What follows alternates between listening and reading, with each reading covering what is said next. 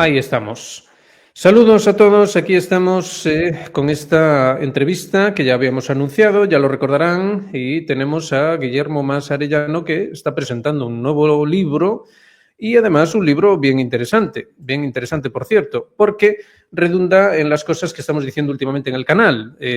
Si lo piensan, básicamente estamos viviendo las consecuencias de un enfoque que tanto a nivel individual de las personas, ¿verdad?, como a nivel colectivo, pues está cada vez más condicionado por una serie de conceptos que la verdad ni son nuevos, ni tampoco es que los estemos inventando aquí, el hecho de hablar de ellos, vaya, sino que en realidad pues tienen muchos precedentes. Y uno de esos precedentes, perdón, es Ernst Jünger. Y precisamente el libro de Guillermo versa sobre este peculiar y, bueno, de hecho histórico, emblemático incluso personaje europeo, alemán. Y bueno, pues nada, le dejamos a Guillermo que presente un poco de primeras ese libro enfocado desde la persona de Ernst Jünger, pero dentro también del contexto de esa tradición sapiencial y ese concepto guénoniano, bueno, clásico de Guénon, al menos esa obra casi centenaria de Guénon tiene precisamente ese título, La crisis del mundo moderno. Preséntanos entonces tu nueva obra, Guillermo. Bueno, José, un placer estar aquí otra vez en tu canal. La verdad que me haces un gran favor invitándome a hablar del libro. Bueno, invitándome, más bien me propuse yo y tú amablemente me has dejado venir. Porque claro, no estamos en los grandes medios de comunicación y aunque Junger tuvo su época pues de relativa difusión en lengua hispana, ¿no? Una época en los años 70 en que se introdujo en España con ediciones de Tusquets, con ediciones de Six Barral, con las famosas traducciones de Sánchez Pascual y, bueno, pues con personajes de la talla de Ignacio Gómez de Liaño, Félix de Azúa y tantos otros hablando de él en las páginas del País incluso, ¿no? Cosa que hoy ya resulta algo más difícil de creer. E incluso estos libros acabaron llegando a Felipe González, me consta, perdón, no me consta que lea alemán, entonces deduzco que le llegaron entonces estos libros, y él fue a visitar a Ernest Jünger en helicóptero, entre tantos otros altos mandatarios, ¿no? Lo que quiere decir que Jünger era un autor de enorme difusión. Hoy quizás sea algo más desconocido, aunque en los últimos años está siendo reeditado, ha sido, bueno, pues ha sido reivindicado por figuras como José Javier Esparza, desde un ámbito más católico, más nacionalista, y como Antonio Escotado, desde un ámbito pues más liberal, más partidario de la resistencia frente al Estado, etcétera, etcétera. Y esto pues viene a demostrar que Jünger tiene una gran cantidad de lecturas, ¿no?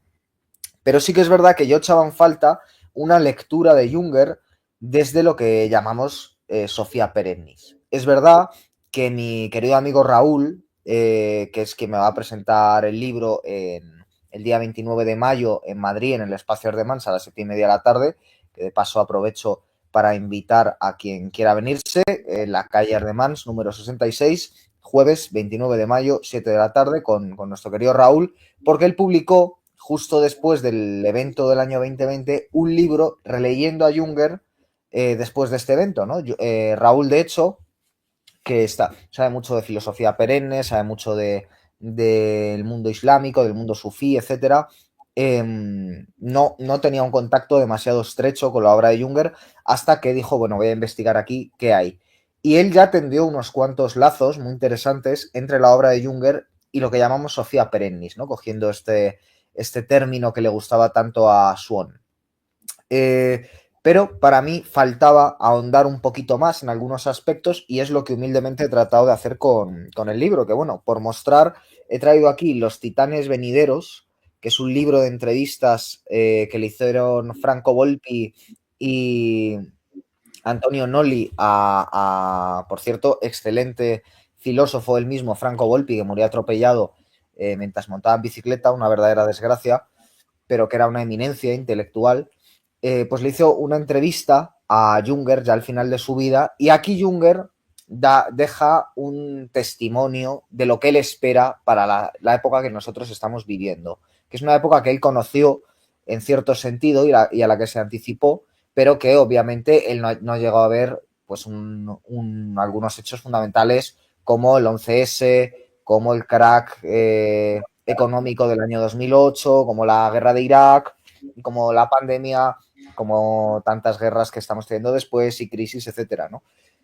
Y por supuesto luego he traído el libro al que he llamado así precisamente pensando en René Guénon, con esa idea de la crisis del mundo moderno que citabas, la tradición sapiencial, tratando de enlazar a Julius Evola, Ananda Coomaraswamy, toda una serie de autores que ya conocemos, y al propio Junger, ¿no? Que fuera su nombre acompañado de estos dos polos. Porque en definitiva yo siempre digo que si alguien quiere iniciarse en la Sofía Peresnis, la mejor puerta de entrada para mí es el libro de René Guénon, La crisis del mundo moderno, que es verdad que no es un libro tan afirmativo, aunque haya afirmaciones de una ciencia sagrada en oposición a esta ciencia secularizada que estamos viviendo, etcétera, ciencia profana, ¿no? Como la llama Guénon, etcétera, etcétera. Pero creo que es muy buen libro precisamente para empezar a entender qué es la tradición viendo lo que no es. Y lo que no es el mundo moderno, que es el mundo en el que estamos, ¿no? Y creo que de alguna forma, y con esto así podemos cerrar un poco esta primera intervención, Junger también conoció la tradición de esta manera. Es decir, Junger cuando ingresa en la Primera Guerra Mundial, cuando sale de esa Primera Guerra Mundial y escribe Tempestades de Acero a partir de sus diarios, que es cuando él se hace conocido y la obra por la que muchos le han conocido, no es propiamente dicho un autor de la tradición, aunque haya elementos tradicionales en su obra. Pero cuando llegue este libro, Los Titanes Venideros, al final de su vida, yo sí considero que Junger ya ha ingresado, y además como uno de los más importantes autores contemporáneos de lo que llamamos tradición sapiencial. Y en definitiva, contar eso es lo que trato de mostrar en las páginas del libro. Claro, sí, pues nada, muy bien apuntado. Es que, a ver, realmente Junger, si algo no es una persona, digamos, que se deja llevar inercialmente. Es una personalidad inquieta, no dispuesta a, digamos, tener ese comportamiento tan clásicamente moderno de conformarse, ¿no? De amoldarse, sino más bien todo lo contrario, es más bien un espíritu de otra época, encerrado, eso sí, en la jaula de la propia modernidad, del proceso moderno. Además, él vive precisamente, digamos que esa etapa tan difícil de asimilar a todos los niveles, que es la etapa posterior a la Segunda Guerra Mundial. Y si a eso le añadimos el hecho de que permanece tan inquieto durante toda su vida, que es solo muy al final de esta, y además es muy larga su vida, que decide convertirse al catolicismo. Esto ya es muy sintomático de que no estamos precisamente ante una personalidad típica, ¿no? Digamos que no hace esa etapa final de dejarse llevar, ni mucho menos, sino que permanece inquieto hasta el final, buscando, pues eso, esa auténtica sabiduría, esa verdad última, y aproximándose también al catolicismo desde esa vertiente precisamente, ¿no?, guénoniana, es decir, tal y como Guénon se refería a lo que realmente debía representar el catolicismo dentro de lo que es el contexto de una civilización occidental que está rota, la cristiandad quedó rota, y que debía necesariamente pasar por un proceso que, bueno, él mismo dice, ¿no?, de que, bueno, había diferentes opciones en su época de lo que podría ocurrir. Al final ha resultado la peor de todas ellas, pero digamos que el último gran refugio era ese catolicismo a través del cual eventualmente en el futuro podría volver a reconectarse a nivel occidental con aquella tradición. Así que digamos que el personaje es quizá el mejor posible para analizar ese aspecto, que además me gustó porque tú mismo estabas diciendo que no es solo desde la vertiente de derechas. De hecho, bueno, muchas, digamos que a Ernst Junger se le encaja dentro de la derecha, pero que claramente dentro del contexto, ¿no?, de análisis auténticamente tradicional, pues trasciende eso de derechas e izquierdas y va más bien a el significado de ser humano. Con lo cual, dentro de todo esto, esta pequeña introducción, digamos que ¿qué conclusión sacarías con Junger a ese nivel precisamente de lo que ahora sufrimos más que nunca, ¿no? Estabas hablando tú ahí de la cuestión de la enfermedad misteriosa, ¿no?, y todas estas cosas que han venido ocurriendo, pero bueno, también la crisis financiera, lo de las Torres Gemelas y todo esto, y esto que estamos viviendo ahora, digamos que vivimos en ese mundo de alienación extrema donde el individuo es enjaulado en una prisión que no se ve, ¿no? Como la fundación de Buero Vallejo, una prisión no visible, pero que está ahí. ¿Y cómo crees tú que debería enfocarse la cuestión desde la personalidad de Ernst Junger dentro de toda esa vida tan larga, ¿no? Que va dando tantos bandazos, pero que progresivamente va encerrando, ¿verdad? Va encerrando al individuo en una aberración, una máquina, un monstruo que, claro, ahí ya, a partir de ahí ya viene la gran pregunta, ¿cómo salir de ella? ¿Cómo lo ves? Pues precisamente en el otro programa que hicimos en tu canal hablamos de mi anterior libro de los deicidas, que trata de atrapar la época que se inicia con la Segunda Guerra Mundial. Entonces, de alguna forma, este libro sobre Ernest Junger, lo que he querido hacer también es ir un poquito atrás, tomar un poco de distancia, ir al comienzo del siglo XX, que verdaderamente es esa dicotomía formada por la Revolución Rusa y por la Primera Guerra Mundial, sobre todo por la Revolución Rusa, pero también antes por la Primera Guerra Mundial, y ver qué época empieza, ¿no? Y qué diferencias hay entre considerar que la época en la que estamos, esta época que ha terminado de explotar ante nosotros con el evento del año 2020 y que sigue explotando con cada nuevo evento que ocurre de estas características, ver qué ocurre si consideramos que en vez de iniciarse la Segunda Guerra Mundial se inicia la Primera. Y una de las grandes diferencias está en poner el acento o en la técnica o en el Estado, que en el fondo es una falsa diferenciación. Y ahora veremos por qué. Porque en el caso de la técnica, que desde luego Junger comienza de una manera muy lúcida en los años 30, y además no es una labor que haga él en solitario, es una labor que habían comenzado antes autores como Spengler, Oswald Spengler, del que ve bastante, el propio René Guénon ya había hecho una crítica también muy aguda a la técnica en la crisis del mundo moderno y sobre todo en el reino de la cantidad y el signo de los tiempos, pero Friedrich Georg Junger, hermano de Ernest Junger, también combatiente en la Primera Guerra Mundial, especialista en mitología griega, escribió un libro titulado El perfeccionamiento de la técnica, creo que era, que a mí me influyó mucho en los deicidas. Lo cito en la bibliografía, está editado en lengua española por Página Indómita, porque apenas hay 2 libros editados de Friedrich Georg en español. Uno es La perfección de la técnica o el perfeccionamiento de la técnica, y otro es su libro sobre mitos griegos que está en la editorial Herder.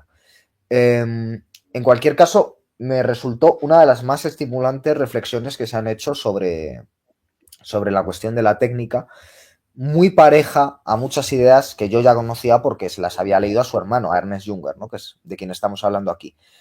En cualquier caso, no es casualidad que estas dos personas en los años 30 hagan esta serie de reflexiones que llamaron la atención, para bien y para mal, por ejemplo, de pensadores tan influyentes como Martin Heidegger. Martin Heidegger siempre alabó la tarea intelectual de Junger, sobre todo en la parte dedicada al nihilismo y a la técnica, que es precisamente también la parte que más interesó a Franco Volpi. Franco Volpi tiene un texto en su libro Técnica y nihilismo, creo que se llama. No, El nihilismo. En su libro El nihilismo, publicado en español por Siruela, bajo la dirección de la colección dirigida por Ignacio Gómez de Liaño, hace ya bastantes años, hay un capítulo del libro dedicado a Heidegger y Junger en torno a la cuestión de la técnica y el nihilismo. Es una cuestión que se ha repetido, de hecho hay un volumen que recoge textos de Heidegger y de Junger, bastante extenso, de una editorial argentina, porque están en diálogo. Están en diálogo, aunque Heidegger es a veces un tanto despiadado con Junger, porque le acusa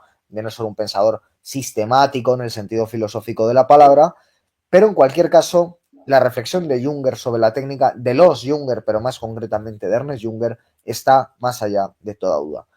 Y a mí me había marcado mucho para los deicidas. Pero es cierto que quizás se podía caer un poco en lo que han caído algunos lectores extraordinarios, pero por otro lado sesgados, de Junger, como es el caso de Antonio Escotado, ¿no? Ya fallecido, que se centró sobre todo en la parte más liberal entre comillas, de Junger, desdeñando toda la parte trascendente, religiosa que tenía y que es muy interesante, ¿no? Entonces, por ejemplo, Escotado hace una lectura muy buena del concepto de persona singular soberana, que aparece en el libro El Emboscado, del año 1951, libro que aparece el mismo año que El hombre rebelde, de Albert Camus, y que proponen más o menos una forma de resistencia frente al devenir de los tiempos, según unas coordenadas que son un poco más accesibles para el gran público y para la mentalidad moderna de las que podemos encontrar en las obras de Guénon, Coomaraswamy o Ébola, que al final pues son invitaciones, salvo en el caso de Ébola,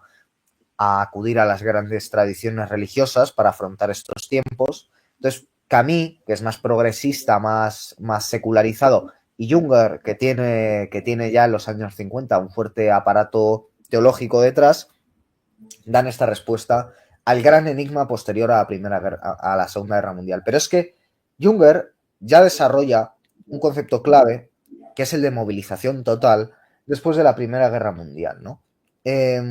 Porque a partir de ese momento y del culmen de ese proyecto, que es precisamente la Segunda Guerra Mundial, como culmen de la Primera Guerra Mundial, esas dos guerras civiles europeas, como dijo un historiador alemán, ocurre que desde el campesino hasta la ama de casa, todo el pueblo occidental, pasando por el obrero, el empresario, lo que queramos, se convirtió en un soldado en potencia. No un soldado en el aspecto meramente militar del término, porque además tenemos que entender que desde que nace el Estado moderno, la movilización total ya no significa que cualquier ciudadano pueda ser soldado, porque existe el ejército profesionalizado para defender al Estado y sobre todo para que el Estado se pueda defender de sus ciudadanos, llegado el caso, ¿no? De forma que con el propio nacimiento del Estado moderno empezamos a entender que la guerra es, por supuesto, una guerra entre Estados, pero que como al final se quiere tender hacia un gobierno mundial, la guerra del Estado es una guerra contra su propio pueblo. Y parte de esa guerra contra el propio pueblo ocurre en tiempos de paz. En tiempos de guerra es guerra entre Estados, Primera Guerra Mundial, y en el periodo posterior, hasta que estalla la Segunda Guerra Mundial, se inicia una guerra interior, una guerra entre el Estado y su pueblo. Una guerra que después de la Segunda Guerra Mundial, con todos los avances técnicos subsecuentes, igual que había ocurrido en la primera, se implementan para luchar contra el pueblo. Luchar contra el pueblo puede ser ofreciendo facilidades y comodidades en un ámbito, pero al mismo tiempo hipotecando la libertad y otros tantos valores eternos en nombre de la seguridad, en nombre del consumismo, en nombre de tantas cosas. Entonces, el campo de batalla se traslada, que es un concepto ya de por sí novedoso y que tiene mucho que ver con esta tecnificación, los carros de combate, los aviones, las armas químicas, etcétera, a, bueno, pues otro tipo de potencial técnico, ¿no? Que se traslada sobre todo al territorio de las ciudades. Y a partir de este momento ocurre algo que ya llevaba empezando a ejecutarse desde el siglo XV-XVI, que nace el Estado moderno, precisamente, nace el Estado, de hecho, lo que había antes no era un Estado per se, desde un punto de vista de la teoría política. Ocurre que cualquier elemento que queda fuera del Estado se convierte en un enemigo potencial del Estado, entonces, del aparato estatal. Entonces, para tener controlado ese enemigo potencial, la técnica juega un papel primordial. Y hoy más que nunca, porque hoy la técnica tiene unas posibilidades que no tenía hace 100 años de control, ¿no? Entonces, igual que con la Primera Guerra Mundial hay un potencial destructivo en el ámbito militar gracias a la técnica, en tiempos de paz, ese potencial técnico se utiliza en el contexto civil. Hay oposiciones como fascismo, como socialismo, como liberalismo, que parecen que cada uno de ellos plantean su propia propuesta, una alternativa a este modelo. Error, error. Y aunque Junger tuvo sus simpatías por el socialismo, vía Ernest Niekisch, sus simpatías hacia el fascismo, sus simpatías hacia esa conjunción de ambos que es el nacionalsocialismo del que en cierto sentido pues formó parte, pero siempre con reservas, etcétera. Al fin y al cabo, Junger acabó comprendiendo, como también comprendió Julio Evola, que tuvo igualmente simpatías por el fascismo, pero acabó pues tomando su distancia, principalmente por la cuestión sanguíneo-biológica, etcétera, del concepto de raza, pues ocurre que se desengaña completamente y encuentra, aunque él no lo llame así porque no había leído a René Guénon, o no tenemos constancia de que leyera a René Guénon como se hizo Ebola, encuentra lo que llamamos tradición sapiencial, ¿no? Entonces ocurre que en este tiempo la propaganda se erige como un nuevo paradigma mediático, que es el que todavía tenemos hoy en el periodismo, que precisamente por eso en tiempos de paz, si en tiempos de guerra la propaganda lo que hace es instigar a luchar contra el enemigo y se crean falsas noticias, etcétera, para llevar a la masa a este convencimiento, en tiempos de paz lo que se hace es justificar las medidas que está tomando el Estado para controlar a su población, diciendo que es lo más razonable, que hay que confinarse, etcétera, etcétera, etcétera, ¿no? Entonces, todas estas cuestiones que son plenamente actuales ya se encuentran en tiempos de Junger perfectamente delimitadas, ¿no? Y diagnosticadas. Entonces, podemos decir que ya entonces comunicación e información pues empiezan a convertirse en un capital poderoso que el Estado usa contra nosotros. Y en fin, convierte al capital humano, ¿no? Finalmente, en material de guerra, aunque, como digo, estemos en tiempos de paz.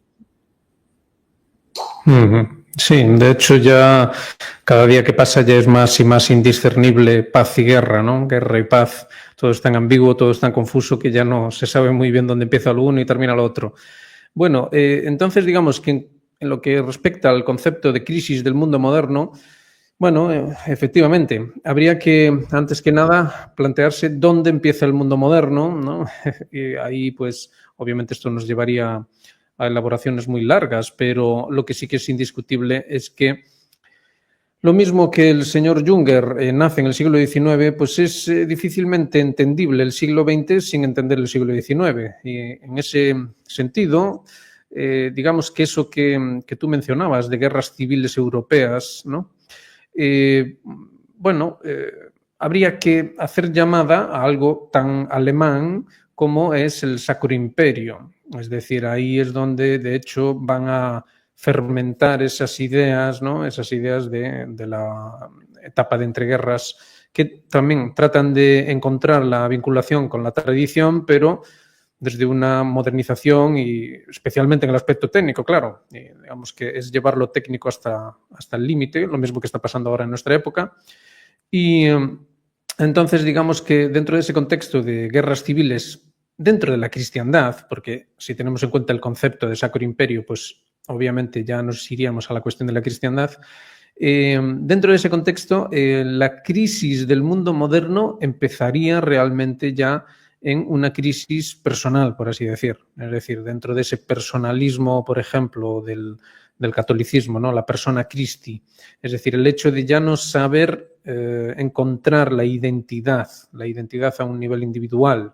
Entonces esto se va a expresar, ¿no? Se va a expresar durante toda esa época, primero en, bueno, el hombre masa, ¿no? Como lo había expresado Ortega y Gasset, pero por otro lado también en esas figuras notorias, esas figuras grandes hombres, ¿no?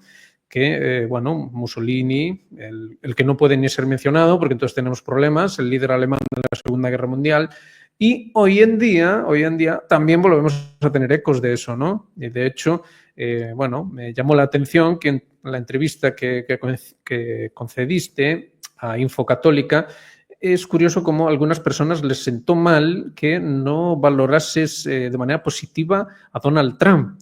Es decir, estamos hoy en día otra vez dentro de ese tipo de consideraciones. Así que, para no salirse de la pregunta, ¿dónde empieza realmente la crisis del mundo moderno? Dentro del contexto, obviamente, que nos compete hoy, ¿no? De Ernst Junger y toda esta cuestión. ¿Cómo lo ves? Bueno, lo primero, no sabía esto de Infocatólica, que la verdad que ya me hicieron una entrevista el año pasado y el aparato comentarios siempre es curioso, ¿no? Ahí, pero no sabía esto y me hace gracia. Y voy a aprovechar para decir algo que llevo mucho tiempo queriendo decir y es, bueno, la incomprensión que genera en mí esta defensa acérrima de Donald Trump por parte de los católicos cuando él es, aunque tenga un vicepresidente católico, una persona que ha demostrado en varios momentos un profundo desprecio por lo católico. No hay que irse muy lejos, tampoco es que fuera a pisar un crucifijo, pero sí que subió una foto en la que aparecía él como papa, que habría que ver si eso lo llega a hacer algún personaje mediático de la izquierda, cómo se le hubieran arrojado encima como chacales los abogados cristianos y todo este tipo de grupúsculos que se pasan el día poniendo denuncias y que aquí pues permanecieron callados, ¿no? Porque evidentemente se trataba de Donald Trump, pero en definitiva esa es una de las grandes psyops en las que estamos y forma parte del pendulazo, ¿no? Es decir, ahora lo woke ha muerto porque han decretado que lo woke ha muerto y por supuesto eso forma parte de un plan que tiene que ver con la Agenda 2030, igual que la Agenda 2030 ha tenido un periodo caliente, que es el periodo woke, pues ahora le conviene más un periodo frío, pero eso no significa que la agenda se haya parado, significa solo que está operando mediante otras mecánicas. Y no es casualidad que las mismas personas que hace unos años eran acérrimamente defensores de lo woke, pues ahora de pronto ya no les guste tanto, tomen distancias, incluso se hagan simpatizantes de Trump. No significa que es que ahora sean más libres que antes, sencillamente su opinión ha sido manipulada, igual que lo fue antes, hacia otro ámbito, ¿no? Y también hay una cierta prepotencia dentro del ámbito conservador del debate público que se creen más listos. Como han estado descartados de antemano de lo woke, se creen más listos. No, sencillamente, como digo, estaban enfriándose porque no tocaba que ellos ejercieran el poder. Ahora que sí que toca que ejerzan el poder, que tengan actividad cultural, pues, bueno, pues les toca entrar en acción y creen que van a salir ganando, ¿no? Pero ya veremos cómo no es así. De hecho, no hay que olvidar que Trump fue el que empezó a aplicar las medidas necesarias en el año 2020, aunque no terminó en el poder, ¿no? Y siempre digo lo mismo, además, aparte del tema del atentado dudoso, ¿qué clase de persona pierde unas elecciones diciendo que han sido amañadas y se vuelve a presentar a ellas, ¿no? Pensando que las va a ganar libremente? O sea, me parece disparatado. Y, y bueno, discúlpame porque se me ha ido la pregunta con este. Nada, era acerca de la cuestión de la crisis del mundo moderno.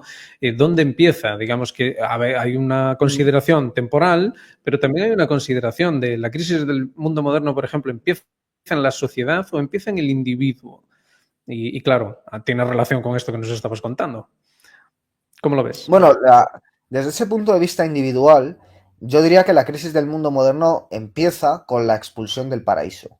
Ahí hay una actitud puramente moderna, que es la actitud de Prometeo, la actitud de Lucifer, la actitud de robarle el fuego a los dioses, de querer ocupar su lugar y de acabar rompiendo una ley sagrada que no se puede traspasar, ¿no? Y entonces, cuando los hombres quieren llegar al nivel de los dioses se enfadan y nos expulsan, ¿no? Nos lleva a la caída. Entonces, ahí realmente está el inicio del mundo moderno.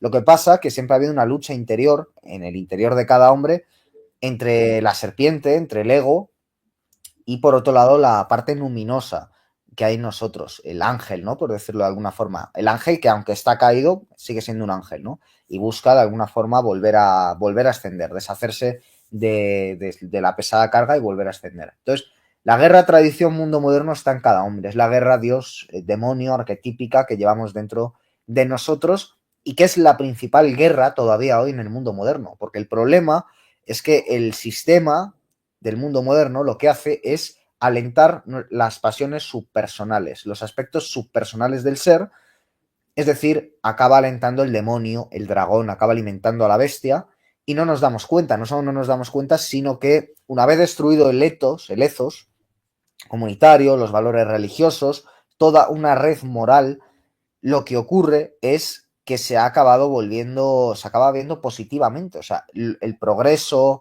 el éxito, la felicidad consiste precisamente en vanagloriarse y ver como normal esta conducta de querer ocupar el puesto de los dioses, ¿no? Ya digo, es pura voluntad de poder, ¿no? Claro, esto a un nivel social es muy conveniente para el Estado, porque al Estado lo que le permite es disponer de los recursos humanos infinitos.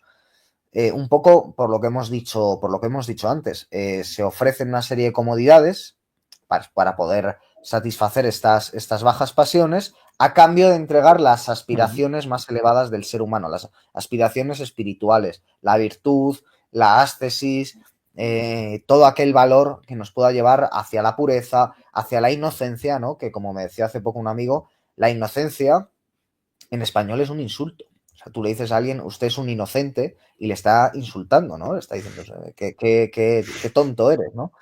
Cuando realmente la inocencia es una de las grandes virtudes del ser humano, ¿no? Y Cristo decía aquello de sed como niños, por algo, ¿no? Porque los niños, ¿cuál es su principal virtud? Sin duda alguna, la inocencia, ¿no? Y de hecho, en las familias donde no hay niños, cosa cada vez más frecuente, si algo escasea en esa familia es la inocencia. Entonces se produce una situación muy trágica que yo veo mucho a mi alrededor, que son familias donde las partes superiores de la familia envejecen, con todo lo que eso implica de cinismo, de pérdida de las cosas que uno defendía, de, bueno, pues recapitulación de lo que has vivido y a lo mejor no has cumplido, etcétera. Es decir, que hay un resquemor al final, hay un contacto constante con la muerte, con la enfermedad, con el paso del tiempo, pero no hay una renovación, no hay un contacto con las nuevas generaciones. Entonces, una idea que a Junger le fascinaba era la de los ciclos, que obviamente es una de las grandes doctrinas de la tradición sapiencial, sin duda. También está en René Guénon y en otros. La idea de que los ciclos nacen, se renuevan, el rito de alguna forma es una suerte de versión en el microcosmos de lo que está ocurriendo a nivel macrocósmico, y un poco eso es lo que le está pasando también a la época. Es decir, eso que estamos viendo en los ciclos familiares es lo que le está pasando también a la época. La falta de niños es la falta de un mundo nuevo. También se puede llevar a lo femenino. Vivimos en un mundo donde lo femenino es puesto en primer plano, se sobreprotege aparentemente, pero en realidad se está sacrificando lo femenino, se está maltratando, se está pervirtiendo, se le está arrancando aquello que lo caracteriza, duela a quien duela, que es la maternidad, que es el cuidado y que es la creación, porque el papel que tiene lo femenino en este proceso de los ciclos es renovar el ciclo, es la consagración de la primavera, es la fecundidad. Entonces, sacrificando la inocencia de los niños, sacrificando el poder maternal de las mujeres, nos estamos quedando estancados en una época viril, porque es una época viril en el sentido de violenta, pero no heroica. Una época puramente viril, pero no heroica. Una época que además desprecia lo material. O sea, aunque somos muy materialistas, y recordemos mater, materia, madre, madera, tiene todo una relación muy significativa, porque la madre es la que engendra la materia, la que tiene dentro de sí al niño, la que tiene también en su propio carácter ese lado más pragmático, y la época quiere todo lo contrario. Es decir, la época, aunque sea muy materialista, también es muy material. Es lo que está haciendo el mundo virtual. Hacer que todo acabe en la nube, que todo se vuelva una lógica inmaterial, empezando por nuestro dinero, que ya no tiene una correspondencia real con oro, sino que se mueve en torno a un patrón puramente especulativo, y estamos ahí enfangados en una época que no se renueva porque no tiene inocencia, porque no tiene creación, solo tiene destrucción y violencia en el sentido más bruto de la palabra, ¿no? Así es, claro que sí. Bueno, de hecho, vamos a ver, esto se empieza a poner interesante, ¿no? Vamos a ver, hay aquí algunas personas que están haciendo comentarios que vienen totalmente al caso. Por ejemplo, Sade nos comenta que Pasolini lo describió muy claro, los medios serían un poder en sí mismo. Pero ahí está el punto. ¿Cómo no van a ser un poder en sí mismo cuando el individuo ha claudicado de sus derechos inherentes? Por ejemplo, tú hacías mención al paraíso, ¿no? La expulsión del paraíso. Y eso es precisamente de lo que se trataba, ¿no? Era una renuncia voluntaria a los derechos inherentes de ser humano. Entonces, obvio que eso habría de derivar con el tiempo, y en estos tiempos lo estamos viendo, en repudiar, digamos, que el aspecto más original del ser humano, que es precisamente esa inocencia, ¿no? Y claro, si no hay inocencia, pues entonces lo que va, obviamente este cosmos siempre está calibrado, guste o no, lo que va a primar va a ser la amargura, bueno, pues ese clásico de decrépito, ¿no? La decrepitud en su aspecto más negativo. Por eso es llamativo dentro del contexto de Ernst Junger, una cosa muy llamativa es que ya sobrepasada la centena, tuviese todavía el arrojo, ¿no? Ese espíritu todavía joven de todavía renovar un ciclo más y convertirse al catolicismo. Eso es algo bastante llamativo que no es precisamente habitual de la extrema senectud. Así que digamos que viene totalmente al caso. Y en conexión con eso, también tenemos aquí un comentario de Miquel que dice que el catolicismo sociológico, interesante que lo haya calificado así, es futbolero, es decir, que tiene esta tendencia, ¿no?, a, digamos, a eso que los griegos llamaban doxa, ¿no?, de manera despectiva. Y entonces dice que ahora está Trump y que mañana pues vendrá otro títere más.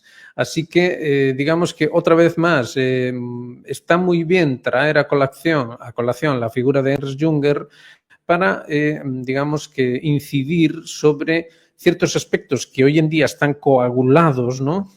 Usando el símil alquímico, están coagulados hasta el extremo acerca de cómo percibimos al ser humano, como eso, ¿no? Como alguien que voluntariamente va a renunciar a la carga de tener hijos, ¿no? Especialmente en las mujeres.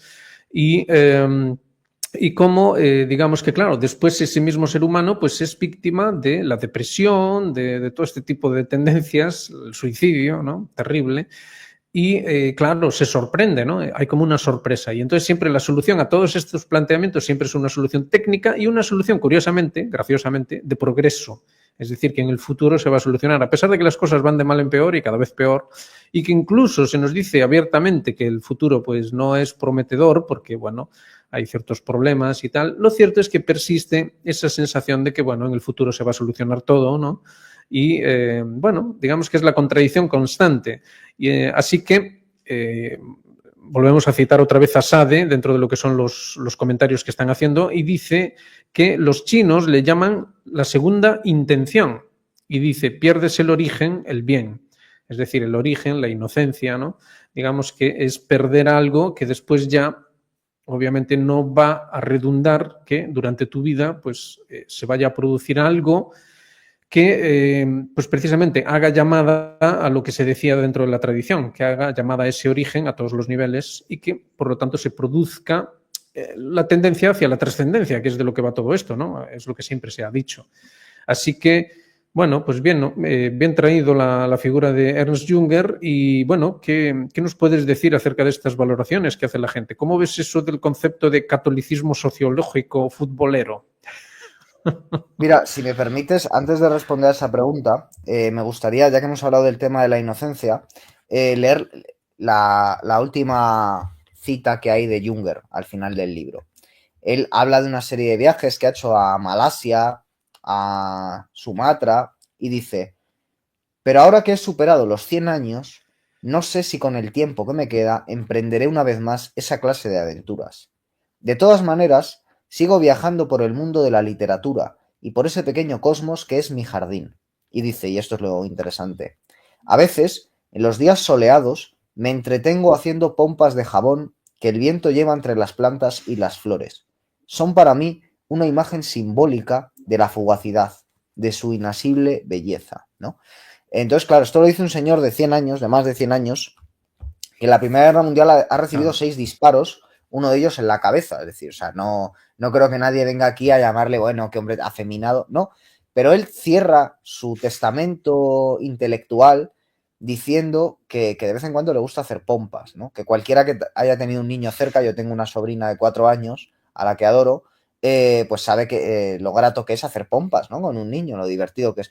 Entonces quiero decir que Jünger, uno de sus grandes éxitos es haber pasado por todo lo que pasó, ser consciente de la época que le tocó vivir y ser capaz de seguir haciendo pompas de jabón y seguir de alguna forma divirtiéndose con ello, con esa inocencia, ¿no? Digamos, sin tocar, ¿no?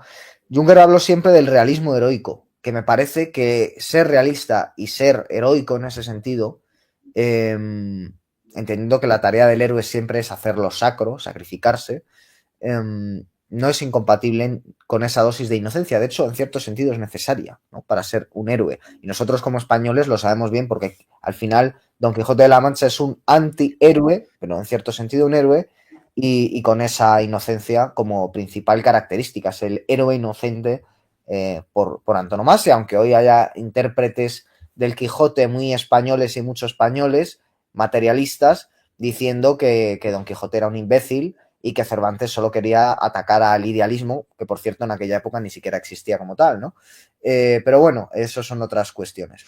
En cualquier caso, sobre el tema este del catolicismo sociológico y lo futbolero, bueno, el fútbol le inventó la masonería, eso ya está demostrado, tiene bastante simbología masónica, la forma del campo, etcétera, tal. Es un gran espectáculo de masas, es un gran egregor.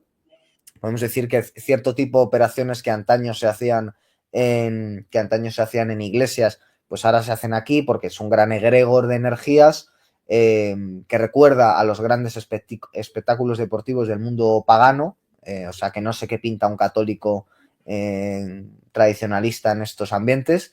Y bueno, sobre el catolicismo sociológico, pues qué duda cabe de que empezando por León Blois, un autor que estimaba mucho Junger y que tuvo mucho que ver con su conversión, pues hay un catolicismo burgués que incluso Juan Manuel de Prada, lector de Blois en español, desprecia y con razón, porque cualquier atisbo de burguesía, ¿ves? Por ejemplo, Escotado era un defensor acérrimo de la burguesía, en tanto que funcionario, claro, y profesor universitario. Era un defensor de la burguesía, ¿no? Y él quería ver cómo los revolucionarios y los reaccionarios eran críticos de la burguesía. Pues yo creo que nadie ha juntado mejor la palabra revolucionario y reaccionario que Junger o que Ebola, ¿no? Porque son de alguna forma ambas cosas. Revolucionario como un intento de volver al origen, es decir, no volver a la edad de piedra, sino volver al inicio del ciclo, volver a la edad de oro, a la edad áurea, al momento de esplendor, ¿no? Eso es el revolucionario realmente, lo demás son monsergas. Y el reaccionario, como ha apuntado en alguna ocasión el Marqués de Tamarón, no es más que aquel que era conducido durante la Revolución Francesa a la guillotina, reaccionaba. El otro iba conducido mansamente. Y desde luego Junger, otra cosa no, pero reaccionar con el mundo moderno también un rato, ¿no? Pero hay que entender que el Estado moderno, ya que estamos hablando de él, se le suele llamar papá Estado, desde los ámbitos liberales, libertarios, anarcocapitalistas. Error, es mamá Estado. Y esta es una gran diferencia. Claro, ellos no la aprecian porque no tienen cierto contenido simbólico. Pero el Estado es una gran madre, no el gran hermano, es la gran madre, que por supuesto quiere sustituir a la mujer. Y el ejemplo más evidente de este, ¿cuál es? El Ministerio de la Igualdad. El Ministerio de la Igualdad aparentemente empodera a la mujer, pero ¿qué es lo que hace? Que la mujer esté indefensa y que lo único que haga sea pedir ayuda al Estado. Es decir, que el Estado venga a socorrer lo que las personas somos incapaces de defender por nosotros mismos. Quiero decir con esto, ¿no sería mejor darle a esas chicas de 20 años que vuelven a casa solas y borrachas de noche una pistola? Por ejemplo, como en Estados Unidos, ¿no? Con la tercera enmienda, para que se puedan defender. Si fueran armadas, ya les digo yo que bajarían los casos de violación. Pero no, ¿qué es lo que se quiere? Se quiere que vayan a denunciar, o sea, primero que el hecho ya ocurre inevitablemente, que vayan a denunciar, que no se lo callen y que acudan al mecanismo estatal que pone la Policía Nacional. ¿Y esto quién lo compra? ¿La derecha? No, lo compra la izquierda. O sea, la gente que está en contra de la policía son los primeros que defienden que la policía sea quien gestione este tipo de cuestiones, ¿no? Con una unidad, la OFAM, dedicada a ello, ¿no? Y la gran madre, en definitiva, lo que es una madre sobreprotectora. O sea, es una madre que está en contra de la maternidad porque, a fin de cuentas, defiende el aborto de manera, vamos, o sea, en España 100.000 abortos anuales desde hace más de una década. Entonces, eso es la gran madre, por eso es una gran parodia, es una gran madre que además quiere acabar albergando la concepción en probeta de niños, quiere acabar sustituyendo el papel de las madres ella, quiere acabar siendo ella la que traiga a los nenes del Estado a este mundo, pero mientras tanto lo que ofrece es sobreprotección, es decir, lo que hemos dicho antes, seguridad a cambio de la libertad que quita. Y un ejemplo de ello maravilloso es el confinamiento. El confinamiento es que los niños se queden en casa, ¿no? Que los pajaritos se queden en el nido, que los polluelos se queden en ese útero, sin salir, sin salir a la luz del sol, que es la luz viril, la luz del, ahora sí, padre, del dios padre, del dios solar, no, que se queden en casa con la luz eléctrica, con los medios digitales, con la lógica de lo inmaterial, ¿no? Es decir, de esa inversión de lo femenino, etcétera, etcétera. Es decir, es un gran triunfo de lo que Franje Rubio ha llamado el estado terapéutico. que obviamente el estado terapéutico opera igual en el ámbito psicológico, es decir, se pasa el día diagnosticando depresiones, pero claro, todo eso lo soluciona derivando al psicólogo, que cada uno se paga de su bolsillo, y finalmente al psiquiatra, ¿no? Cuando el psicólogo dice, mira, tienes una depresión, tienes que ir al psiquiatra, aparte del psicólogo, y él te va a recetar unas pastillas. Y ese psicólogo, por supuesto, lo que hace es unir Estado y mercado, que es otro gran error de los libertarios y de los anarcocapitalistas y tal, y es que nunca ha existido en la historia de la humanidad un mercado despojado de Estado. Y ni siquiera en la Unión Soviética había un Estado del todo despojado de un mercado. En el fondo se necesitan, es una falsa oposición lo que estamos viendo, igual que el PP y el PSOE se necesitan, igual que Donald Trump y lo woke se necesitan, porque si lo woke Donald Trump nunca habría llegado al poder y viceversa. Sin cierto tipo de elementos de extrema derecha, muy oportunamente aparecidos en determinados momentos, nunca habría llegado cierto progresismo al poder. Entonces, este estado terapéutico lo que nos quiere es dependientes en todos los ámbitos, ya porque uno es una mujer que tiene miedo de volver a casa sola, entonces dependes del Estado, de sus puntos de seguridad, de sus protocolos, etcétera, del bullying, igual mismo hay que aplicar ciertos procedimientos, tal, o la depresión. Hay que acudir a que ¿quién? A que el Estado me suministre unos medicamentos que vienen por vía farmacéutica, es decir, de grandes empresas. Pero todo esto lo defiende la izquierda, o sea, la izquierda que está a favor supuestamente de que la gente pues no esté fiscalizada por el Estado, está en contra de los grandes emporios, al final son los primeros que están defendiendo el cuidado de sí, ¿no? ¿Qué es esto del cuidado de sí? ¿Qué patraña nos quieren contar con el cuidado de sí? El cuidado de sí es que te acaben diagnosticando medicamentos y que puedas llorar en público y una serie de cuestiones que realmente es tratar de mirar el dedo y no el sol, ¿no? Y lo que se debería ver es lo que falta a la sociedad, que no es cuidado de sí, no es que cada uno se tenga que cuidar a uno mismo a la manera liberal y con estos métodos tan puramente capitalistas y tan puramente estatolátricos, sino que lo que habría que volver es hacia un ethos común, hacia una suerte de hacia una sociedad, porque no somos una sociedad, somos una amalgama de residuos que están interconectados pues, por todas estas creaciones artificiales como el Estado, la técnica, el mercado, los contratos sociales, etcétera, etcétera. Lo que habría que hacer es volver a lo que había antes de todo eso, que era verdaderamente un pueblo. Entonces, volviendo al título que has puesto, estamos siempre en esa dicotomía, Estado-pueblo, que esa sí es una dicotomía real en la que el pueblo está perdiendo estrepitosamente y el Estado se hace muy fuerte, sobre todo cuando los supuestos independientes y defensores de la persona singular soberana creen que la alternativa está en el mercado, que al final el mercado pues siempre está protegido por el Estado, ¿no? Y cuando hay crisis económicas se ve, porque ¿quién rescata a las grandes empresas? A costa del dinero del pueblo, a costa de que el pueblo se endeude para pagar, pues como vimos en el año 2008, el Estado es el que hace esa labor. También es terapéutico para con las grandes empresas. Vale, pues con todo esto que estabas diciendo, a mí me venía a la cabeza una palabra, responsabilidad. Ese es el auténtico aquí de la cuestión. Es el concepto que, digamos, que aúna todas esas cuestiones, responsabilidad o falta de ella, vaya. Y claro, si antes hablábamos de comodidad, ¿no? Dentro del contexto del Estado y al mismo tiempo, pues también dentro de ese desarrollo técnico, ¿no? El desarrollo técnico va parejo a una comodidad que dentro del mundillo habitualmente de la izquierda también va asociado pues al concepto paguita y todas estas cosas.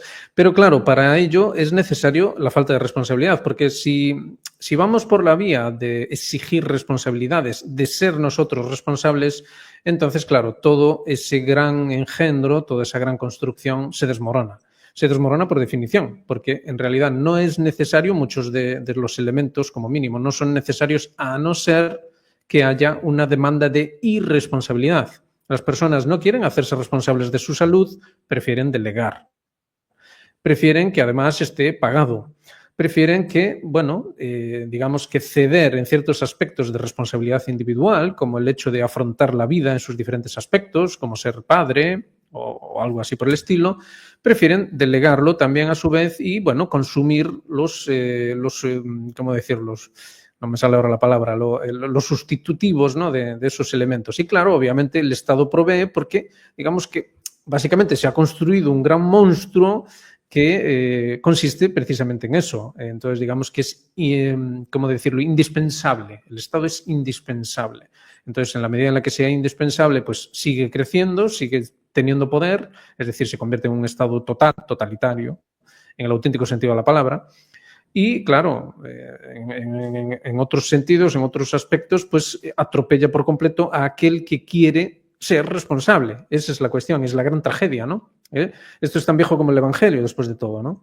Es decir, una cosa es que las personas quieran pues, formar una masa, un corrillo y seguir a unas élites obviamente corruptas, y otra muy diferente es que no se le permita al justo ser justo, aunque solo sea por sí mismo y además soportando la responsabilidad de todo ello. O sea que volvemos otra vez un poco a esa consideración del núcleo del catolicismo. Pero necesito leerte los comentarios porque está habiendo muchísimos comentarios y la verdad es que muy interesantes. Así que te voy a leer Fantástico. algunos y me vas contestando a ver qué te parece. A ver, alguien ya se quejó de que no está de acuerdo con eso de llevar armas y que hay otras soluciones de raíz. Sin embargo, Sade nos dice, esto nos lo decía Jonathan, y Sade nos dice, yo a mi hija la mandé a aprender boxeo. Así que parece que sí, que se lo toman en serio. Bueno, después sobre tenemos eso, una cosa breve, sí. y es que Junger Sí. en la emboscadura tiene la famosa cita en la que dice que al final del todo lo único que queda cuando las cosas se aprietan es un padre en la puerta de su casa con un hacha rodeado de sus hijos, ¿no? Y es la verdad. Imagínense, ahora que hemos tenido el apagón, imaginémonos que eso se extiende un poquito en el tiempo. Imaginémonos que uno tiene en casa algunas cositas de valor, empezando por la propia vida, empezando por la seguridad de nuestros familiares, etcétera. ¿Cómo impedimos que vengan? Pues, como dice Junger, con un hacha, ¿no? Y yo creo que se vio también en otros. O sea, en España tenemos ahora mismo, por desgracia, una posición de lujo para valorar este tipo de cuestiones. En la Dana, imaginemos que uno tiene un negocio. Imaginemos que hay un grupo de indeseables que aprovechan, como siempre, o sea, el hijo de puta se define porque cuando llega la basura para un conjunto de población, cuando una sociedad está en un momento crítico, el hijo de puta es aquel que quiere aprovecharse de la situación en su beneficio. El que dice, por ejemplo, el personaje que hace Orson Welles en El tercer hombre, ¿no? Que se pone a comerciar con penicilina en plena Segunda Guerra Mundial cuando hay escasez y les da un placebo a unos niños que acaban muriendo, ¿no? Y lo hace por dinero. Un ejemplo perfecto. Otro ejemplo, en La Dana de Valencia, el grupo de seres humanos, por llamarlos algo, que empezaron a romper escaparates de los locales y a saquearlos. Bien, pues si uno es el dueño del local y si uno sabe que ya hay daños económicos sin necesidad de que hagan eso, y con eso ya ni digo, ¿no? Está la seguridad de toda una familia en peligro, pues el estar allí no con dos manos vacías, sino con algo más para defenderse, puede marcar una diferencia fundamental, sobre todo cuando, por ejemplo, como es mi caso, uno no es precisamente Don Johnson o algún tipo duro de estos, el cada uno ponga el que quiera de cine, ¿no?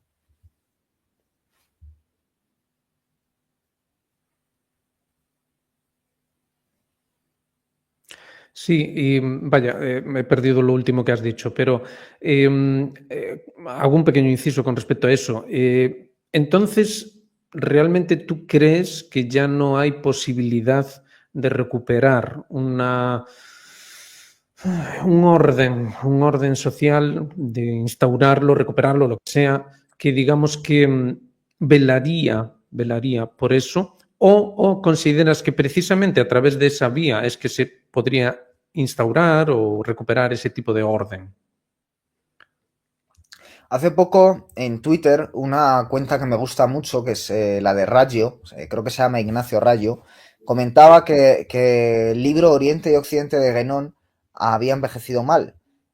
Como yo no comparto esa idea, me he puesto a releerlo y quiero escribir un artículo sobre el libro. Y hay un capítulo, sobre todo en ese libro, que es en el que voy a centrar mi artículo, sobre la cuestión de la élite. El gran problema de Occidente es que al final el Estado es otra máquina más. No hay que tampoco perder de vista que forma parte de un obscenario, pero que detrás hay más cosas. Y detrás, en definitiva, lo que hay es una oligarquía profunda, que está más allá de la oligarquía visible. Y esa oligarquía es una suerte de sinarquía maligna, ¿no? Una suerte de élite perversa que hay que renovar. Entonces, la época cambiará cuando se renueve esa élite. O sea, en el fondo, deshaciéndonos de un puñado de personajes nefastos, diabólicos, es como se cambiarían las tornas de la época. No hace, también lo decía Junger, no hace falta más que un puñado de hombres, ¿no? Para sacar adelante una civilización, una sinarquía fundada sobre valores verdaderamente sacros, ¿no? Y no sobre ciertos delirios que se creen verdadera sacralidad cuando es todo lo contrario, ¿no? Entonces yo creo que inevitablemente vamos a salir de esta época, inevitablemente lo vamos a hacer, saldremos adelante, lo veamos nosotros o no, se saldrá adelante en algún momento, se tarde más, se tarde menos. De hecho, yo diría que esta oligarquía profunda está contra las cuerdas, probablemente por razón de época, deben ser ya personas de una cierta edad, y los nuevos que llegan son cada vez más imbéciles. Es una cuestión que es la ley de hierro de las oligarquías y su contraparte, que la vio muy bien Vilfredo Pareto, que es que al final acaban entumeciéndose las élites, se acaban entumeciendo, se acaban produciendo una endogamia sanguínea y se acaban corrompiendo y acaban cayendo en la estupidez. O sea, hoy en día, y esto lo vio muy bien mi maestro Almacio Negro, hoy en día tenemos un mundo infinitamente más estúpido en todos los niveles del que teníamos hace 100 años. El sabio de hoy habría sido el estúpido de hace un siglo, porque ha bajado el nivel en todo. No tenemos idea de griego, de latín, no tenemos capacidades para entender grandes textos, la gente no tiene ni el mínimo de comprensión lectora, con lo cual era mucho mejor ser analfabeto, pero tener el pensamiento mucho más desarrollado y otra serie de habilidades, ¿no? Por incorrecta que pueda ser esta opinión. Entonces, el problema es que las nuevas élites que hay, las élites que van a sustituir a las viejas, pues tienen también sus propios problemas. Por eso están pisando tan a fondo, por eso van saltándose reglas que antes no se habían saltado, son reglas de seguridad para ellos. O sea, cada vez que hay un evento tan grande como los que estamos viendo en los últimos años, ellos ponen en riesgo su seguridad porque si les sale mal están muertos.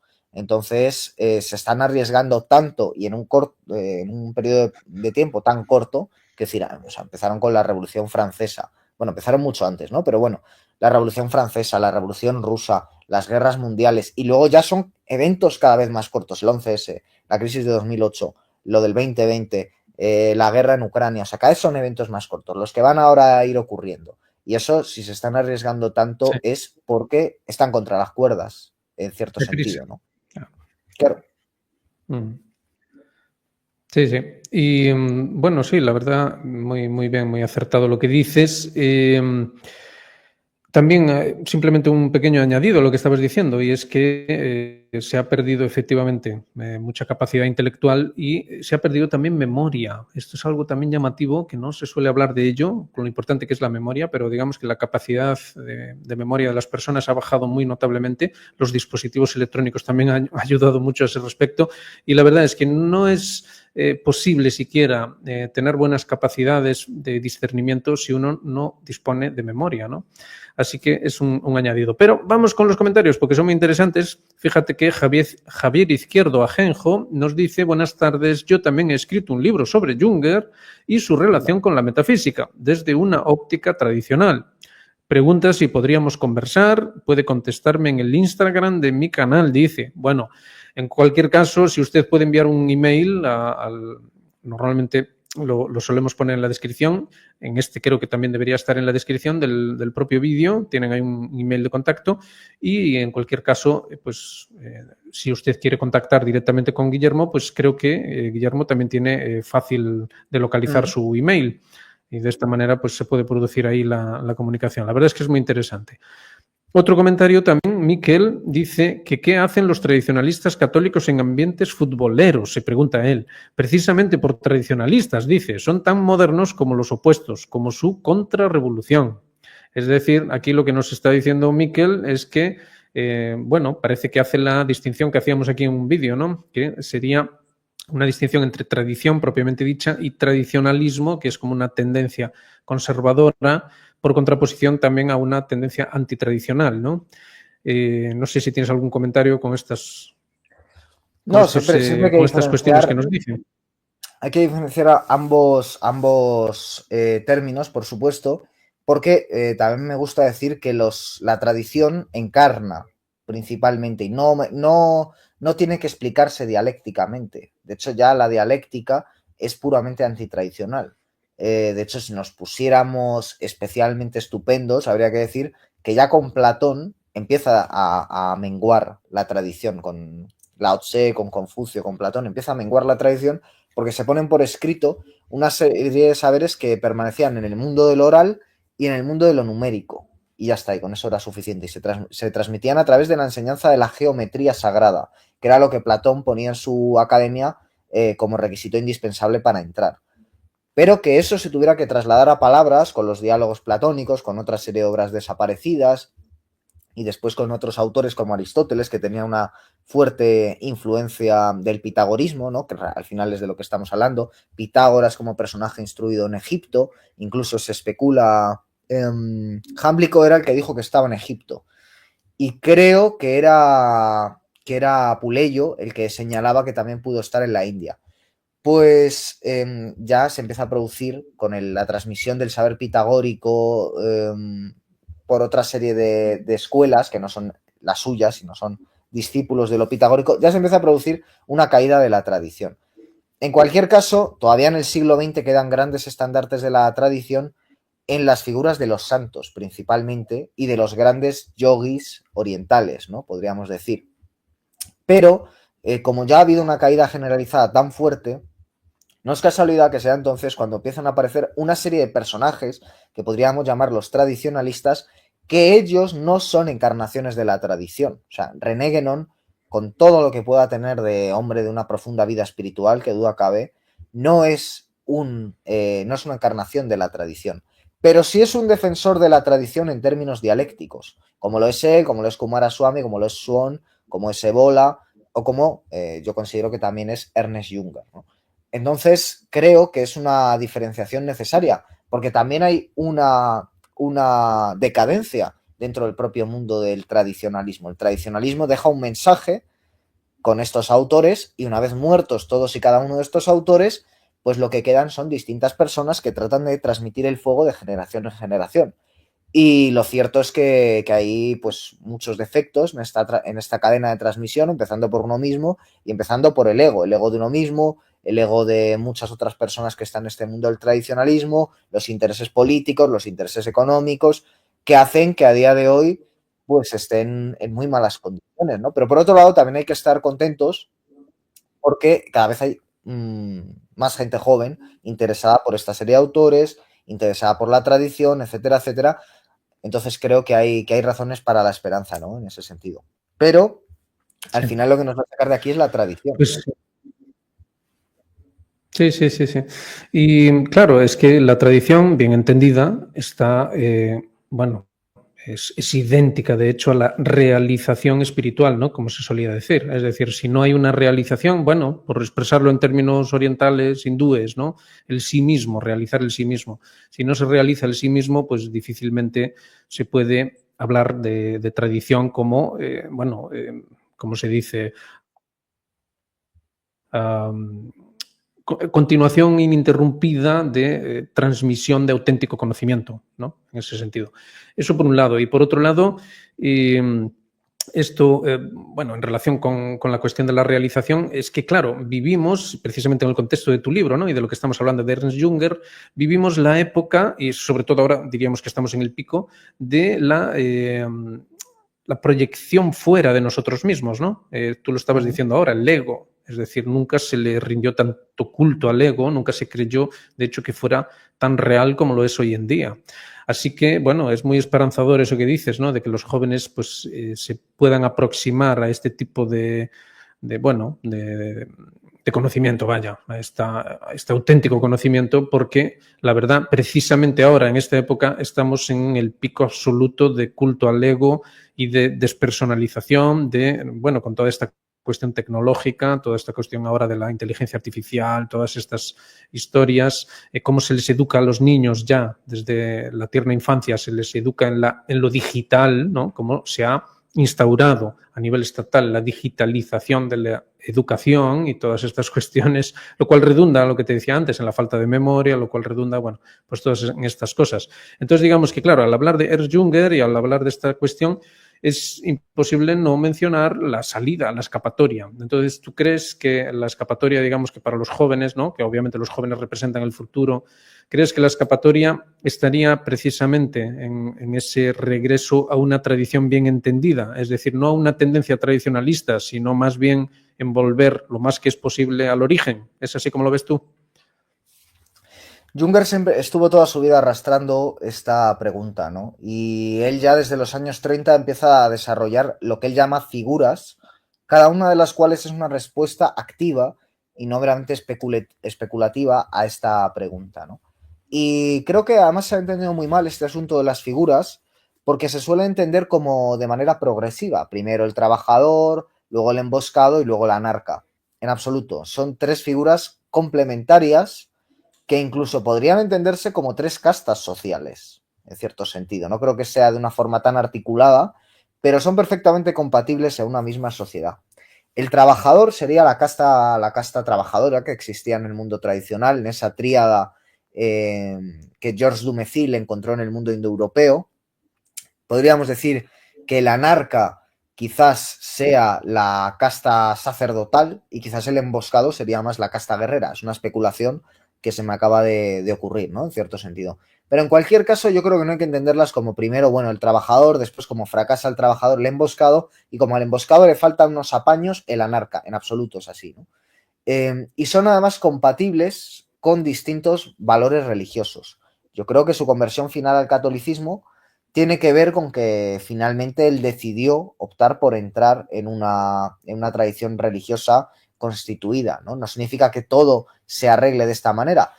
El trabajador, que ya digo es la primera que desarrolla en los años 30, en el año 1932, es la figura del hombre que subyuga la técnica para sus fines no los de su ego y no los de su voluntad, sino para los fines de una sociedad bien constituida, ¿no? Eso es el trabajador y en ese sentido me parece que hoy en día tiene, geopolíticamente hablando, un futuro enorme, porque estamos acostumbrados a la forma de entender la técnica que prima en Occidente, que prima desde que Occidente ha empezado a expandir una serie de extraordinarios desarrollos técnicos.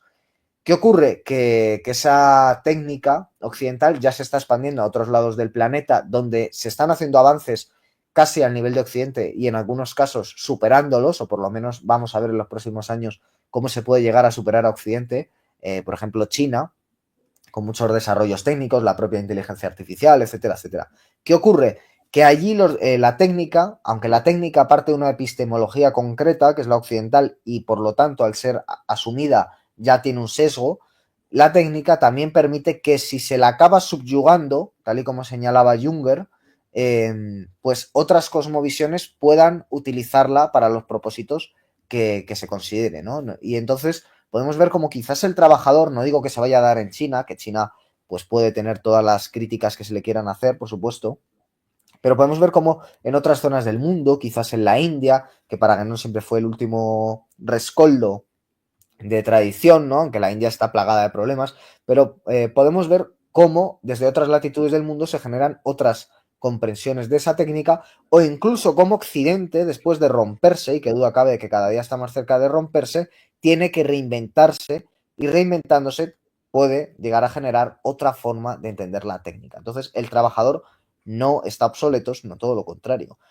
En cuanto al emboscado y el anarca, son dos figuras que precisamente lo que hacen es partir, ya desde la emboscadura, año 1951, y después con Eumesville, que es posterior, es una novela, muy filosófica, pero novela, pues partir de que hay un exterior, Eumesville es una distopía, ambientada en el norte de África, un territorio también muy curioso que lo escogiera, y nada lejano a nosotros, ¿no? Sería más o menos Marruecos. En cualquier caso, es una distopía. Y en el emboscado, pues se habla de todo el panorama posterior a la Segunda Guerra Mundial, cómo hay que resistir. Y Junger siempre hablaba de volver al mundo interior, a la biblioteca, ¿no? De alguna forma, a sobrevivir en la biblioteca. Y desarrolla este concepto también de persona singular soberana, que en definitiva lo que viene a señalar es que mientras haya una resistencia interior, un hálito de espíritu en el interior del hombre que no se quiera hacer la genuflexión ante el poder, queda capacidad de resistencia, ¿no? Y no hay que conformarse con ello, es decir, esa capacidad de resistencia siempre debe mirar hacia la renovación del ciclo y hacia el momento en el que sea oportuno plantear otra serie de combate. Pero mientras ese combate no sea posible, mientras estemos en minoría, mientras el poder avance, lo que hay que hacer es esperar también de alguna forma de manera taoísta, esperar porque no se puede hacer otra cosa y mantener una actitud que es la del autoconocimiento, que obviamente es contra lo que atenta el mundo en el que estamos. Es un mundo donde, por ejemplo, en la cocina ahora pues todo está automatizado, ya no hay que cocinar pues como cocinaba mi abuela, que si ella, por ejemplo, quería hacer un arroz, tenía que hacerse el caldo, etcétera, y echaba toda la mañana. A día de hoy, si uno quiere hacer una paella, pues baja, compra en el supermercado un caldo casero y con eso ya está hecho y te ahorras mucho tiempo, o directamente, como hacen muchas personas en las grandes ciudades, pues pides un globo y te traen el arroz a casa y ya lo tienes hecho y ganas una enorme cantidad de tiempo. Entonces, claro, como estamos tan exprimidos por el trabajo, valoramos mucho nuestro tiempo de ocio y el sistema juega con ello. El sistema todo el rato juega a que tengamos la sensación de que no tenemos tiempo para hacer las cosas. Pero al final, cuando se tiene tiempo, ¿para qué se dedica el tiempo? El tiempo se dedica para ver series de televisión, y yo no voy a criticar tampoco eso duramente porque soy el primero que me gusta mucho la ficción audiovisual, pero se dedica para ver malas series de televisión, para ver programas de telebasura, para perder el tiempo en las redes sociales, para alimentar el ego en redes sociales que consisten, sobre todo para las mujeres que tienen más facilidad en la exposición mediática y en recibir dopamina a través de ello, etcétera, etcétera, etcétera, en vez de dedicarlo para el conocimiento, en vez de dedicarlo precisamente para alimentar esa biblioteca, para alimentar la mnemotecnia, que tú lo mencionabas, ¿no? Las famosas artes de la memoria que forman parte de esa tradición y que hoy en día están total y absolutamente perdidas. Perdidas por lo menos para la gran masa de la población que ha decidido que esa labor la puede realizar sus dispositivos digitales, ¿no? Pero como decía Freud, una vez le quitas a los seres humanos estos apéndices, se vuelven más débiles que nunca, ¿no? Entonces, estamos en una incapacidad intelectual brutal. Y no solo es perder la memoria para cuestiones prácticas, es perder ese arte de la memoria que permite que el conocimiento sea orgánico, que el conocimiento forme parte de ti y que además se relacione como un cuerpo vivo, no como una serie de suplementos que uno se pone y que cuando viene el apagón no puedes disponer de ellos, ¿no? Y se ha dado el caso de que había gente que era incapaz de volver a su casa, ni siquiera recordaba el trayecto de vuelta del trabajo a su casa por sí mismo sin ayuda del GPS, ¿no? Que más evidente no puede ser de hasta qué punto nos estamos volviendo débiles, ¿no? Entonces, bueno, yo diría que sí, que la cuestión del futuro pasa, primero de todo, por los hombres, que es lo que tenemos que aspirar, los hombres y las mujeres, que en el siglo XXI ya tienen una edad áurea en su corazón. Es decir, viven en el camino del corazón y por lo tanto ellos ya están en la edad áurea, con un estilo de vida acorde, en lo alimenticio, acorde en pues, tener una cierta exposición a la luz solar, etcétera, etcétera, etcétera, y por encima de todo ello en vivir dedicados al conocimiento que incluye el autoconocimiento. El autoconocimiento es que cada experiencia que te ocurre, desde una ruptura hasta un día normal y corriente, desde un despido hasta pues una noticia intrascendente, todo eso lo vives como una forma de conocerte a ti mismo, como se decía en el templo de Delfos, y por otro lado no haces una distinción entre ese conocerte a ti mismo y al mismo tiempo estar todos los días aprendiendo y dedicar cada momento de tiempo de ocio que tienes a aprender. Ya sea estás viendo una serie de televisión o estás en redes sociales, estás tratando de aprender. Y en el momento en el que eso no está ahí para enseñarte, sino que está ahí para mantenerte cautivo, lo abandonas. Tienes fuerza como para abandonarlo. En el momento en que el placer que tú tienes, sea bebiendo, sea teniendo relaciones sexuales, sea estando con amigos, no sirve para tener un conocimiento y un autoconocimiento, sino simplemente como distracción, como entretenimiento, como salida de uno mismo, como forma de vanagloriar al ego, lo abandonas, porque estás en el camino equivocado. Esa es un poco la cuestión. Entonces, empezando por ahí, es como se empieza a construir esa edad futura que funcionará igual a nivel macrocósmico. Será una civilización orgánica, bien integrada, con un ethos común, donde cada uno cumpla un papel en la sociedad y donde haya una serie de valores comunes que son una extensión de ese autoconocimiento, de ese estar en la vertical, de ese estar en lo sacro, de ese estar ante la luz de Dios, etcétera, etcétera. Sí, básicamente volvemos otra vez a lo de siempre, ¿no? A esa tríada en el mundo hindú de Sat, Chit y Ananda, ¿no? Que se podría traducir a nuestros términos modernos, más o menos, como atención, conciencia y responsabilidad, porque digamos que si bien Sat hace referencia al ser, digamos que difícilmente en estos tiempos vamos a entender siquiera qué puede ser el ser si no somos capaces de prestar atención, ¿no? Que es otro de los grandes problemas. Difícilmente vamos a poder acceder a ese chit, que más o menos vendría a ser el concepto conciencia, si no somos conscientes, ¿no? De lo que somos mientras prestamos atención. Y muy difícilmente vamos a poder acceder a la genuina felicidad, Ananda, si no somos capaces de ser responsables sobre nosotros mismos. O sea que en ese sentido, la verdad es que cerramos muy bien, digamos, toda esta reflexión volviendo sobre estos conceptos que la verdad podríamos decir, y no estaríamos lejos de la realidad realmente, de que podrían encapsular, en cierto modo, al menos la intención con la que vivió y escribió Ernst Junger, ¿no?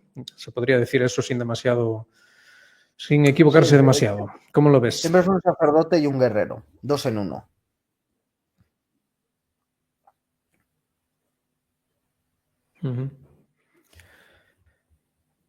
Y bueno, por otro lado, aquí está habiendo demasiados comentarios como para poderlos manejar, pero estaría bien, y también tiene algo de relación, comentar un comentario que alguien ha hecho, ya lo hemos perdido, son demasiados, que nos hablaba acerca de la cuestión de la ley común, la cuestión de, bueno, suponemos que los Freeman y todo este movimiento que ha, digamos, que buscado en entender el funcionamiento del Estado, emanciparse de ello mediante el conocimiento jurídico, etcétera, etcétera. ¿Tú cómo valoras esto dentro del contexto de lo que estamos hablando? Es cada vez más complicado, ¿no? Yo lo he pensado muchas veces. Se podría llevar una vida como la que llevó Ernest Junger naciendo en el siglo XXI. Es muy complicado. Hay ciertas biografías que se pudieron dar porque la época estaba abierta a unos conatos de resistencia que hoy en día ya son, son impensables. Y precisamente son impensables por la técnica. La técnica, aliada con el Estado, ha conseguido burocratizarlo todo. Ha conseguido que si uno quiere enrolarse en un barco a trabajar en los confines del mundo y tal, tengas que hacer el cursillo correspondiente y tener el diploma y tener tal, con lo cual no hay manera de escapar, ¿no? Y si te cuelas de polizón, pues te van a soltar en el siguiente puerto que pisen, ya no porque no te quieran tener allí, sino sencillamente porque se arriesgan a un multazo, ¿no? Si uno quiere tener en el campo gallinas y tal y demás, como te cacen y no hayas pasado los permisos que ellos te piden, ¿no? Y tengas ahí tus cultivos y tus animales y tal, te van a meter un multazo, ¿no? Y así todo. Entonces la escapatoria es verdaderamente difícil, por eso al final se va produciendo un repliegue y te va quedando cada vez menos espacio, ¿no? Y creo que en cierto sentido, de cara a lo que vamos a vivir en los próximos años, ya no somos lo que estamos viviendo, va a haber que huir también del mundo de lo virtual.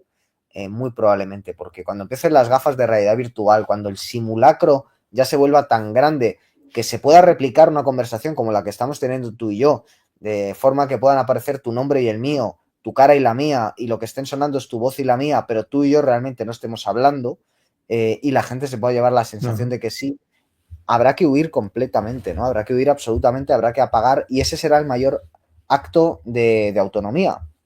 Y también yo es lo que al final he ido aprendiendo experiencialmente, que creo que es otra gran lección personal que yo he sacado de Junger, que es la cuestión de que por más que uno viva en el mundo de la biblioteca, etcétera, al final los libros se pueden volver contraproducentes si sirven como muro frente a tu propia experiencia. Es decir, cuando uno con los libros lo que hace es ponerse unas gafas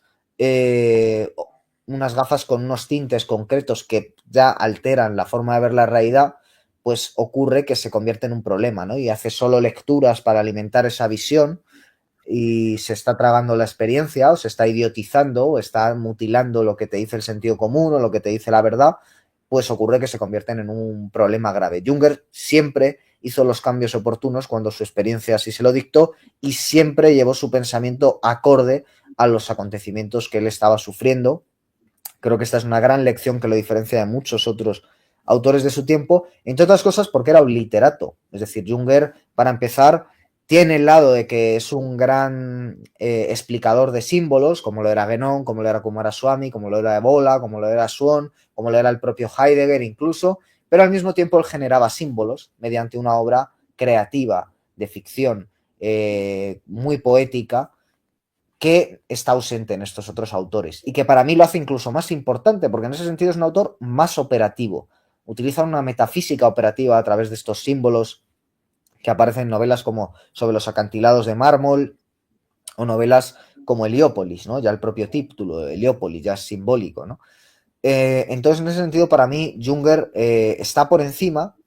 Y son novelas que tienen, por un lado, esa carga simbólica y por otro lado, una carga biográfica, igual que, por supuesto, está presente en sus diarios y en sus ensayos, porque él siempre hablaba desde esa primera persona de la persona singular soberana, desde lo que él había vivido. Y todo esto lo contaba porque en estos acontecimientos recientes, lo que pasó en el año 2020, lo que ha ido pasando desde entonces, incluso este último acontecimiento del apagón, todo lo que pueda venir, al final la experiencia es muy importante.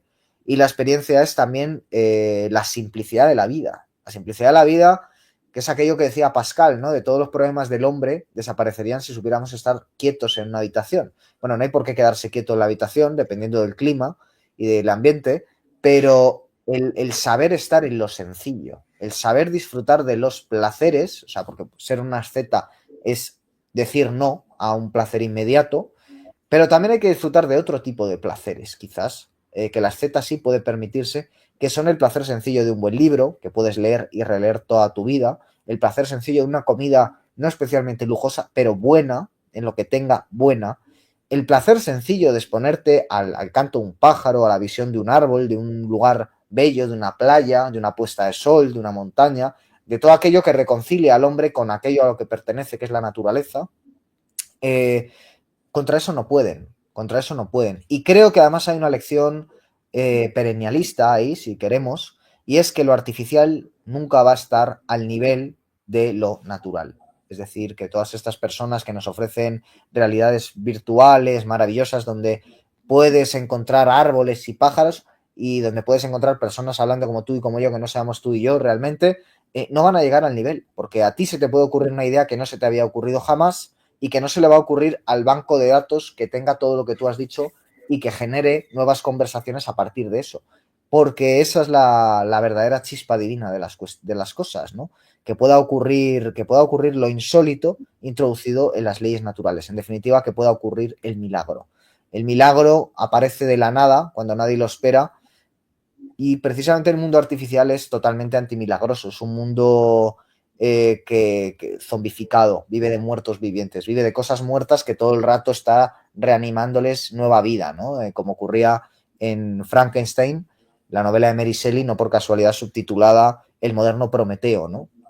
Que es al final volver a la vida a los muertos, que es también lo que quieren los cosmistas rusos, los transhumanistas, etcétera, etcétera, que sabemos que va a acabar mal, porque la única forma de resurrección que existe es una resurrección espiritual, es una resurrección religiosa, no una resurrección matérica.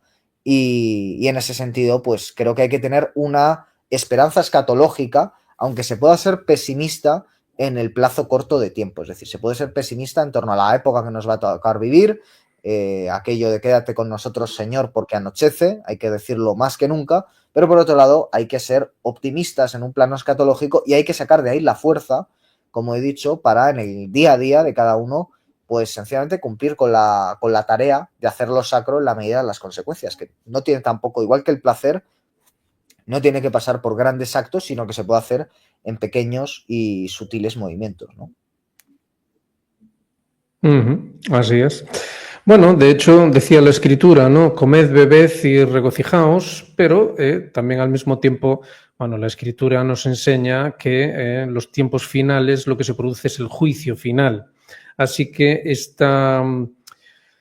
bueno, algo así como un filtro, ¿no? Este filtro que va a separar lo artificial de lo natural, pues es de hecho el juicio final, ¿no? No es la lectura que habitualmente se hace, es una lectura que a lo mejor es más difícil de asimilar, donde es necesario tomar esa responsabilidad, que es la base de la soberanía, y ya sobre esa base, pues, bueno, pues ya se puede valorar realmente de qué va la cuestión del juicio final. Después de todo, los condenados en el juicio final, pues van a la inexistencia pura, ¿no? Y van por propia voluntad. Y digamos que los elegidos son aquellos que eligen precisamente lo que tú estabas diciendo, esa trascendencia. Así que nada, a manera de cierre, danos unas últimas valoraciones, di lo que desees y bueno, pues nos vamos despidiendo. Bueno, pues que ante todo darte las gracias por haberme invitado al canal y gracias también a los espectadores que han seguido este programa y además por lo que comentas con un alto índice de comentarios. Y nada más que, bueno, que decir que Muchos. con este libro he tratado de sintetizar también, o sea, al final, ¿por qué creo que Junger es un autor de la tradición sapiencial? Porque he tratado de sintetizar los valores fundamentales del canon, podríamos decir, el canon de lo que es la Sophia Perennis a través de citas de Junger. Es un libro que si alguien no ha leído a Junger, pues ahí está condensado para mí las mejores citas de su obra, no son muchas por el tamaño del libro, que es un libro muy breve, pero sí son las fundamentales como para que si alguien tiene idea de lo que es la Sophia Perennis, pues pueda ver que cada ítem está perfectamente cumplido en la obra de Junger. Entonces, si alguien sabe de Sophia Perennis pero no de Junger, puede entenderlo. Si alguien sabe de Junger pero no de la Sophia Perennis, puede entenderlo. Y si alguien no sabe ni de Sophia Perennis ni de Junger, puede entenderlo. Y al mismo tiempo, si alguien sabe de Junger y sabe de la Sophia Perennis, creo que también le va a resultar interesante, entre otras cosas porque hay consideraciones sobre el papel que cumple Junger y la Sophia Perennis en la literatura y la filosofía de su época. Hablando de Charles Baudelaire, hablando de Walter Benjamin, hablando de, como he dicho, Martin Heidegger y de tantos otros autores que no están directamente enclavados en el término tradición sapiencial, pero en los que también encuentro muchos de estos valores, ¿no? Entonces, en ese sentido, es una reflexión muy personal, no podría haberla escrito una inteligencia artificial porque es plenamente mi criterio el que va encontrando estas asociaciones y las va haciendo, ¿no? Entonces, en ese sentido, creo que uno de los méritos del libro es que en estos tiempos de inteligencia artificial es un libro que hace unas asociaciones tan raras, tan particulares, que creo que ya solo por eso pues puede resultar interesante al que le interese el siglo XX y lo que es los primeros compases del siglo XXI aproximarse a él. Pues nada, muchas gracias. La verdad es que ha sido un placer, ha quedado realmente bien. Y aquí la audiencia nos está diciendo que tienes que volver. Así que nada, tendremos que invitarte, que no tengamos que esperar hasta el siguiente libro, nos dicen por aquí. Así que a ver si podemos hacer algún otro encuentro tratando este tipo de cuestiones. La verdad, está de plena actualidad, ciertamente. Así que vale mucho la pena pues hacer ese desafío a la inteligencia artificial, como lo estabas planteando tú, ¿no? Bueno, pues nada, un placer, Guillermo. Muéstranos el libro una vez más para que la gente sepa. Aquí lo tengo. Además, la portada de decir que ha quedado bella. Es un cuadro del futurismo italiano que ha escogido el editor. Y bueno, nos habla de Giulio Sebola, que tuvo su etapa precisamente dadaísta y futurista y pintó también y demás, pues, y se hace una comparación entre Evola y Junger, pues creo que es una portada que le hace justicia, ¿no? También por esa idea que tenían los futuristas sobre la técnica, que en cierto sentido también es tradicional, ¿no? Porque el surrealismo, el dadaísmo, el futurismo tenían un lado ahí tradicional que a veces se suele pasar por alto y que yo creo que figuras como Octavio Paz en lengua española lo supieron ver bien.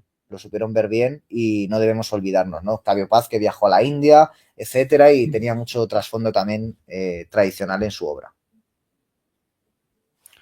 Sí, así es. De hecho, bueno, tenemos que también ser capaces de sacar de donde normalmente no se podría sacar, ¿no? Es decir, lo importante es lo importante y ya a partir de ahí, pues bueno, está el mérito de cada uno, el esfuerzo personal de cada uno para, digamos que, reencontrarse con el origen, pero obviamente de manera única y original después de todo, ¿no? Original en ese otro sentido, qué curioso. Bueno, pues nada, un placer, muchas gracias. A nuestro público le decimos que hagan me gusta, que se suscriban y todas esas cosas que se suelen decir en estos casos. Así que nos vemos en la próxima. Un fuerte abrazo para todos y venga, lo dejamos por hoy ahí.